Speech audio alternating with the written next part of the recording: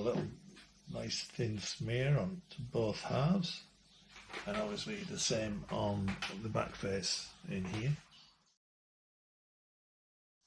and then leave it for 10 minutes or so, 15 minutes to dry, and then you put your gasket on. These things are quite cheap. I don't know, 15 bucks, 20 bucks, something like that. They're not very expensive. These get damaged over time with trying to get screwdrivers and things in here, because it's the most awkward position you can imagine once it's on the bike. And they get damaged, and if they've got a damage or a scratch outside that the hose can't connect onto, then you're making your life a bit grim. Using a new one is the best way forward, and it just saves you having so much grief from it dripping oil from there onto the hoses, because the pipe itself's probably damaged. When you've got the opportunity, change the thing, just put a new one on. It makes life so much easier.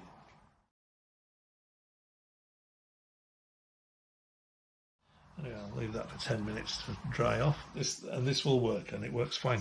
I'm confident, 100%. Then put your gasket on. Obviously with a little location pin in place. And obviously you put the aviation sealant on the inside on the other face of here. So you've got, I don't normally do this where you've got sealant on both faces, but for this thing it needs two, because if you don't normally put one sealant on both sides, because your gasket, you won't be able to pull it apart again. But with this, it's quite small, and yes, you can pull it apart, especially with this stuff anyway. But it just means that you need a new gasket, and that's no big deal. Fit it on, and make sure that your pin lines up with the little hole.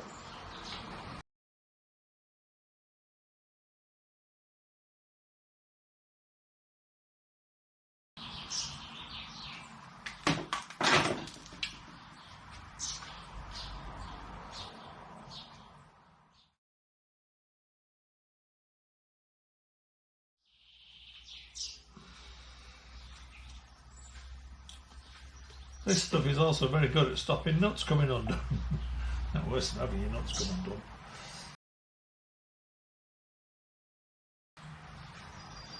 And I just put a bit on thread because and fasten it up while it's wet, and when that dries, it stops that, just stops it coming undone. Unless you want it to undo, of course.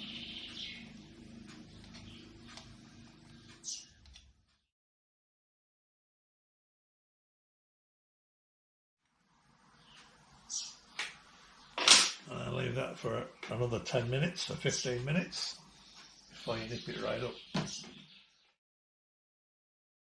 And that will be oil tight, I can assure everyone, including me.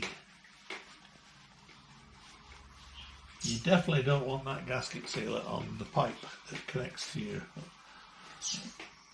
hoses, because you want them to just slide on nice. You don't want them to be stuck with that stuff.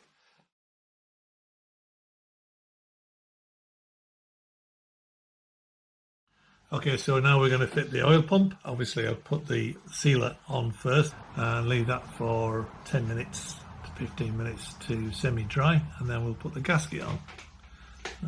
Okay, so we have the oil pump, which we're going to connect up, and we're going to fit in position.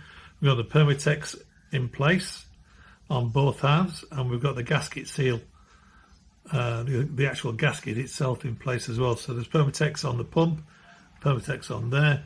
That's been drying for 10 minutes, 15 minutes, and it's now tacky, and that's all good to go. So now it's just a matter of fitting the oil pump. This is a 4-valve oil pump. It's not a standard one.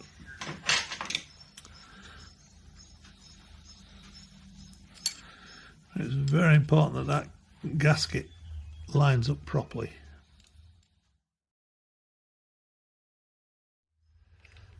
You're going to line the cross pin up on the top of the pump with the cam. So this cross pin here has to fit into the cam lobe. There's a pin that sticks out, and that needs to line up as well as the pump. There we go. Make sure it seats properly, because again you don't want to be taking this apart again.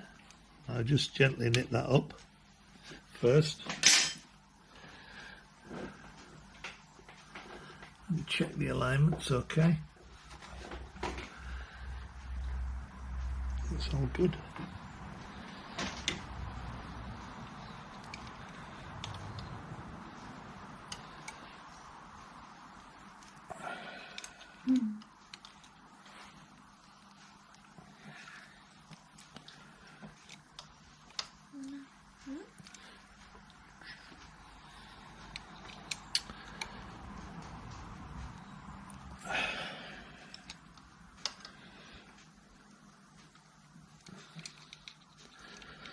It's obviously very important not to over tank these. They're only small studs. You don't want to be stripping it.